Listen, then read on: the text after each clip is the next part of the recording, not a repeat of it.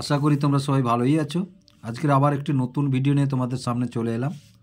আমি নিয়ে এসেছি ক্লাস 6-এর গণিত প্রভাব, বিভিন্ন জ্যামিতিক চিত্র অঙ্কন। কোষে দেখি 22.1। দেখো 22.1-এর গত ক্লাসে আমি 9-এর দাগ পর্যন্ত করেছিলাম। আজকে করব 10-এর দাগ থেকে। তাহলে 10-এর দাগে কি আছে দেখো।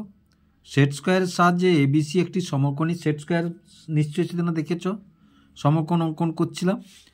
এবিসি কোণ আঁকি, এবিসির একটি সমকোণী ত্রিভুজ আঁকি, এবিসি সমান 90 ডিগ্রি এবং বি বিন্দু থেকে অতিভুজ এসির উপর একটি লম্ব আঁকি। ত্রিভুজ এবিসি বিন্দু থেকে বিপরীত বাহুগুলোর উপর লম্ব তিনটি কোনো বিন্দুতে মিলিত হচ্ছে কিনা দেখি, এবং কোনো বিন্দুতে মিলিত হলে সেই বিন্দুটির নাম লিখি।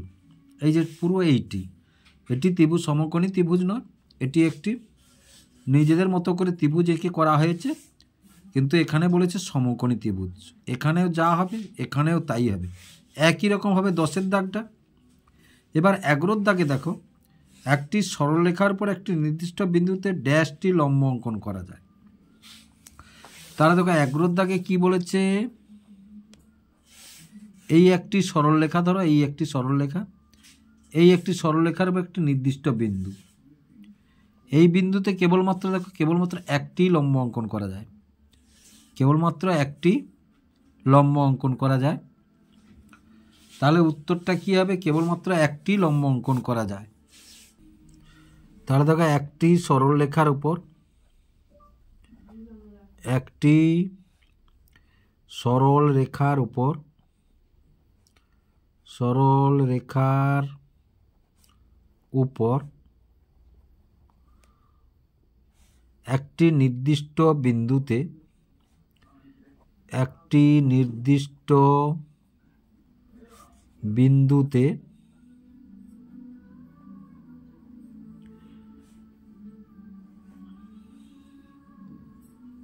কেবলমাত্র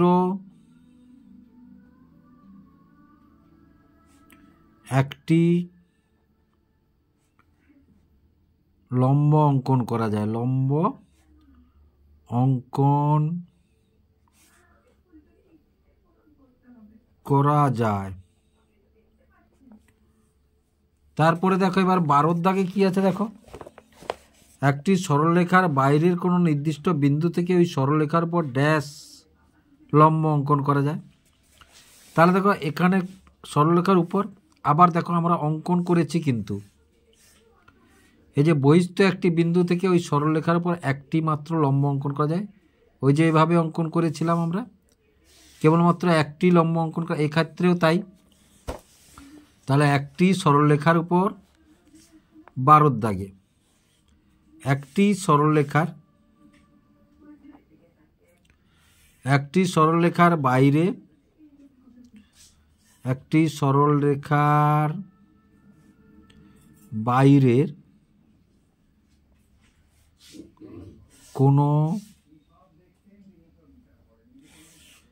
কোনো নির্দিষ্ট বিন্দু থেকে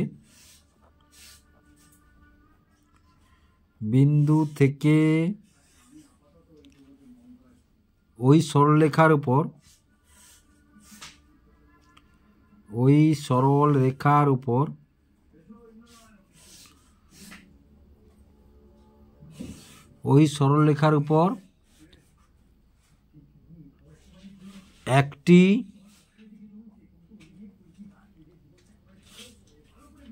একটি লম্ব অঙ্কন করা যায়।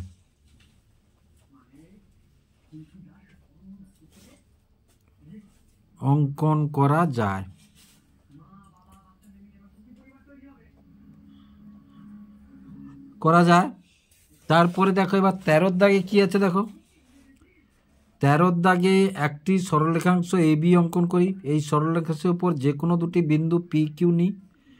পি ও কিউ বিন্দু দুটিতে এ বি সরলরেখাংশের উপর যথাক্রমে দুটি পি এম এবং কিউ এন আঁকি।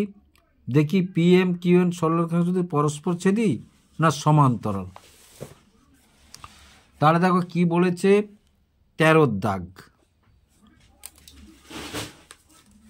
13 দাগে বলেছে এর একটি সরলরেখাংশ, এ বি একটি, এই যে এ বি একটি সরলরেখাংশ, এই যে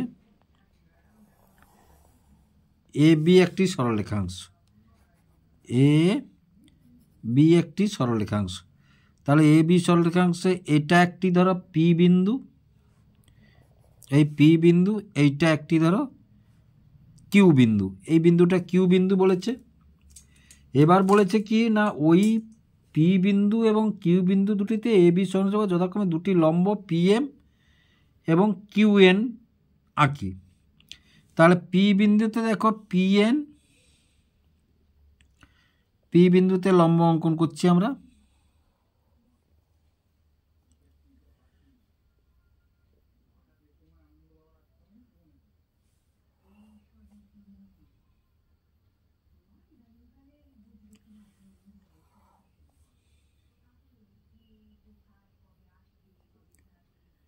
এই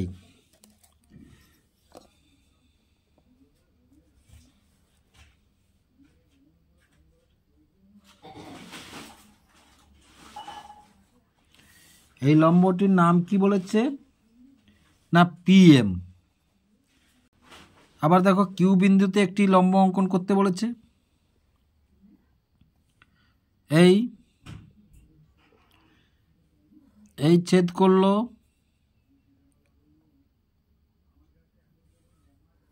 এই ছেদ করলো, এই ছেদ করলো।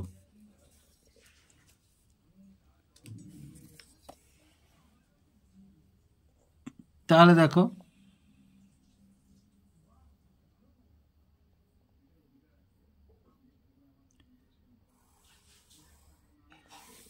এটার নাম কি বলেছে কিউএন।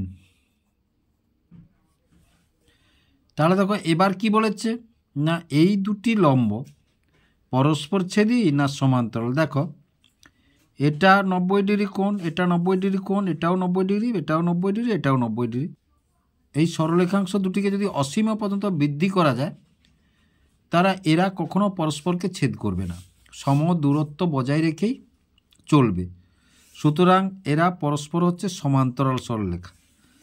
তাহলে আমরা কি লিখব আমরা না, দেখো পিএম, পিএম ও কিউএন সরল রেখাংশ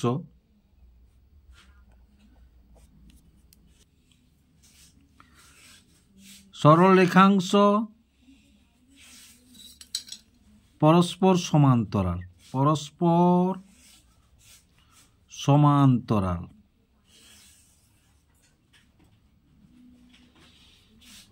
এবার তারপরে দেখো 14 দাগে কি আছে। এবার 14 দাগটি দেখো, এগুলো তোমাদের কিন্তু পরীক্ষায় আসবে, এইখান থেকেই পরীক্ষায় আসবে, তোমাদেরকে করতে হবে। 4 সেমি দৈর্ঘ্যের একটি সরলরেখাংশ অঙ্কন করি, ওই দৈর্ঘ্যের ব্যাসার্ধ নিয়ে একটি বৃত্ত আঁকি, বৃত্তের কেন্দ্রের নাম দিই ও,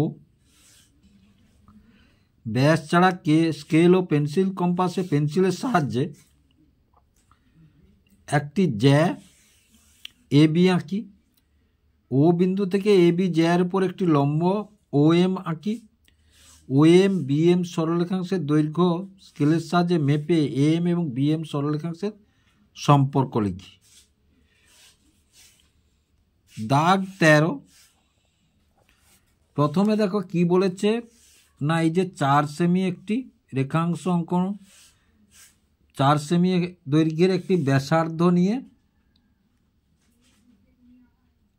একটি বৃত্ত অঙ্কন করতে বলেছে, একটি বৃত্ত অঙ্কন করতে বলেছে, এইরকম একটি বৃত্ত অঙ্কন করতে বলেছে, এই একটি ধরো বৃত্ত। এবার এই বৃত্তটি কি বলেছে, কেন্দ্র হচ্ছে ও, কেন্দ্র হচ্ছে ও, এবং এ বি আঁকি পেন্সিলের সাহায্যে একটি জ্যা, ধরো এই যে একটি জ্যা এ বি আঁকলো, এ বি আঁকলো। এবার ও বিন্দু থেকে এ বি জ্যার উপর একটি লম্ব, এই যে এ বি জ্যার উপর একটি লম্ব ও এম অঙ্কন করা হলো, ও এম অঙ্কন করা হলো। এবার দেখো এই যে এ এম আর বিএম সরলরেখাংশের দৈর্ঘ্য স্কেলের সাহায্যে মেপে এম বিএম সরলরেখাংশের সম্পর্ক লিখি। এম বিএম সরলরেখাংশের সম্পর্ক লিখি। তাহলে দেখো কেন্দ্রগামী এই যে কেন্দ্রগামী সরলরেখাংশ যদি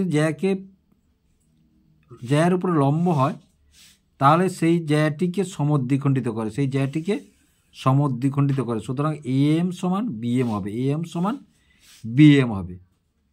বুঝতে পারলে তোমরা? তাহলে এবার ছবিটি অঙ্কন করি, এসো আমরা। তাহলে প্রথমেই দেখো বলেছে কি 4 সেমি দৈর্ঘ্যের একটি রেখাংশ অঙ্কন করি। তাহলে এই যে 4 সেমি দৈর্ঘ্যের একটি রেখাংশ অঙ্কন করব, এই যে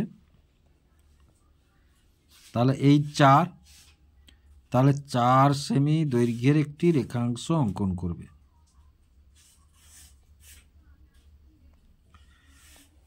হলো। এবার দেখো ওইটাকে কেন্দ্র করে একটি বৃত্ত অঙ্কন করতে হবে, ওইটাকে কেন্দ্র করে একটি বৃত্ত অঙ্কন করতে হবে। তাহলে দেখো এক পাশে কাঁটা আর এক পাশে পেন্সিল বসিয়ে দাও, এক পাশে কাঁটা আর এক পাশে পেন্সিল বসিয়ে দাও। এবার দেখো এই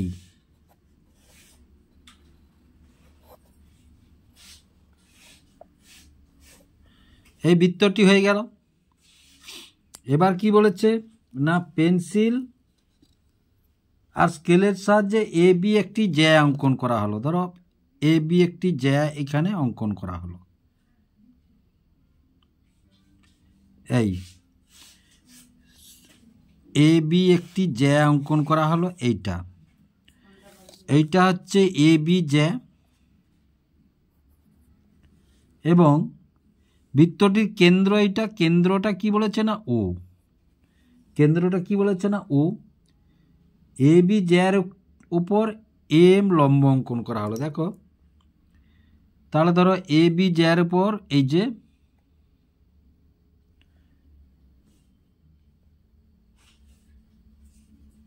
এই দেখো এ বি জ্যার উপর একটি লম্ব অঙ্কন করো।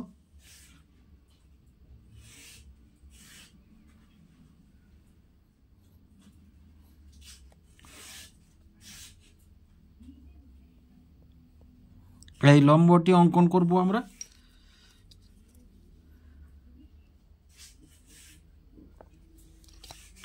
এবার দেখো আমরা গোটাটা টানবো না, লম্বটাই টানবো শুধু। তাহলে এইখান থেকে এইটা টেনে দিলাম। এই লম্বটির নাম কি বলেছে না, লম্বটির নাম বলেছে এম, ও এম, লম্বটির নাম বলেছে ও এম। এবার দেখো আমাদের কি বলেছে না এম এবং বিএম সরলরেখাংশের দৈর্ঘ্য স্কেলের সাহায্যে মাপতে বলেছে, স্কেলের সাহায্যে মাপতে বলেছে।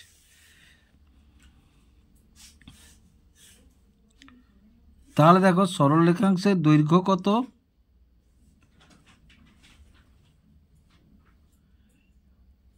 7.2 আর একটা ধারের দৈর্ঘ্য কত 3.6 আর এধারেও 3.6। তাহলে স্কেলের সাহায্যে কি বলেছে সরলরেখাংশের দৈর্ঘ্য স্কেলের সাহায্যে মেপে এম বিএম সরলরেখাংশের সম্পর্ক লিখি। তাহলে দেখো এই যে এম, তাহলে এ বি সমান কত, এ বি সমান 7.2 সেমি।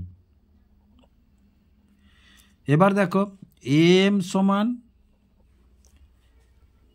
3.6 সেমি পেলাম এবং বিএম সমান 3.6 সেমি পেলাম। তাহলে আমরা কি বলতে পারি না এম সমান বিএম, এম সমান বিএম। এখানে আরও একটা জিনিস শিখলাম আমরা,